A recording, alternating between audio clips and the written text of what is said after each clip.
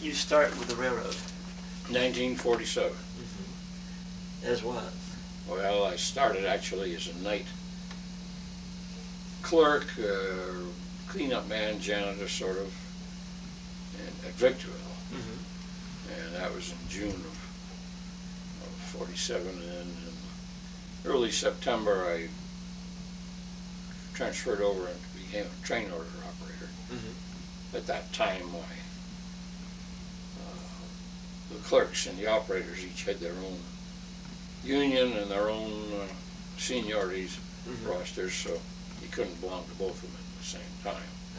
And I'd wanted to be an operator, and I sort of came in the back door at Victorville there because they suddenly needed this nighttime operator. They'd lost the one they'd had before.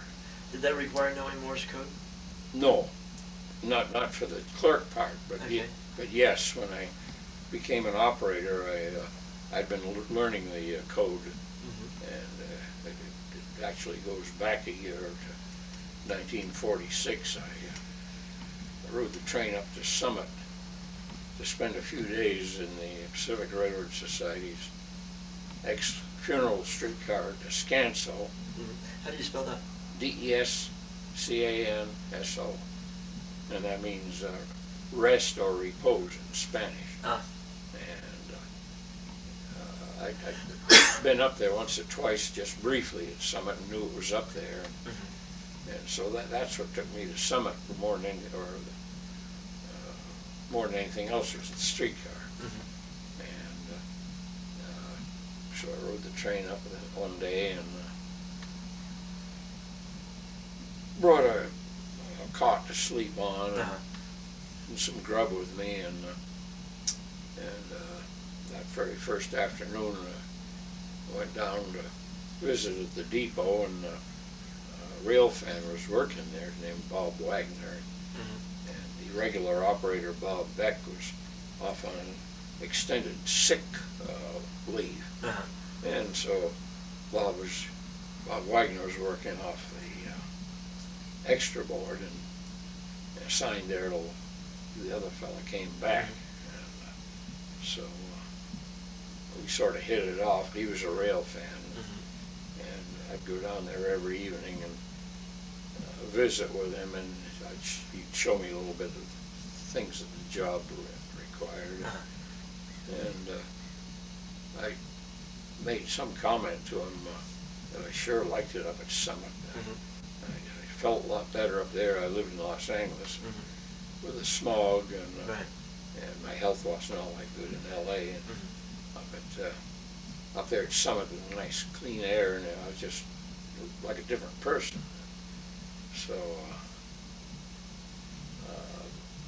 I told Bob Wagner, I said, gosh, I wish I could be up here all the time. And he says, well, Santa Fe is hiring train order operators, or at that time they were called telegraphers. And so he suggested I go learn how to telegraph for one thing, and study a book of rules for another thing. So I had to pass the book of rules and be able to telegraph. So when Bob Beck came to work, they sent Bob Wagner elsewhere, and then I went home, and the first thing I did was call Frank Wiggins Trade School, which was part of the LA Department of Education, and asked if they had a course in railroad telegraphy, and they said yes, see Mr. So-and-so in room such and such. So I enrolled down there and began to learn telegraphy. So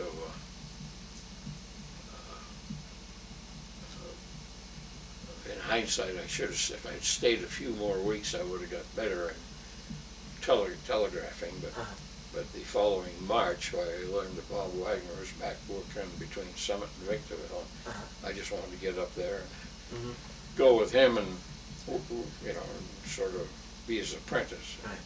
So, and it was during that time, that of course was in 47, and that's when the opening for an employee at the station there at Victorville came up. So I was hired, and then I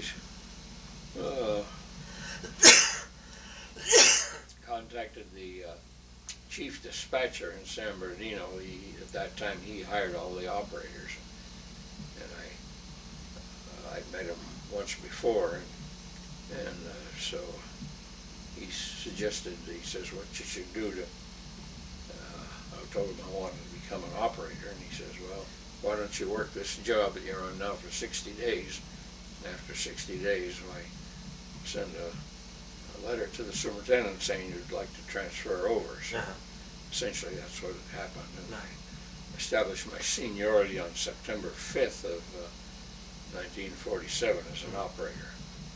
And as it happened, why they needed somebody on that summit in Victorville, what they call it a relief swing job. So fortunately I got assigned to that. It came up for bid and I bid on it and I got it. Nobody else wanted it. And so I enjoyed work. I didn't have any car at the time. So I rode helpers and cabooses and road engines and whatever back and forth between the two of them. I lived up at Summit in the Descanso, but then I'd rides there was always plenty of helpers heading down to Victorville from Summit, and freight trains going the other way, going west. So I rode and I saved up my money, and about a year later, 1948, I got my car that I'd been waiting for. I'd always wanted a Jeep after World War II. I decided I wanted a Jeep. So I was able to buy one for less than $1,000 at that time, and it was a civilian Jeep. I had the dealer paint it yellow, and then I put black spots on it, and put a pair of markers on the rear corner to make it technically a train. So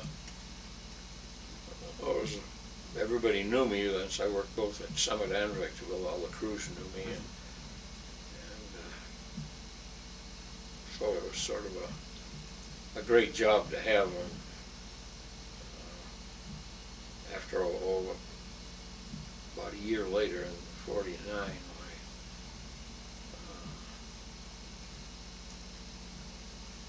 I'm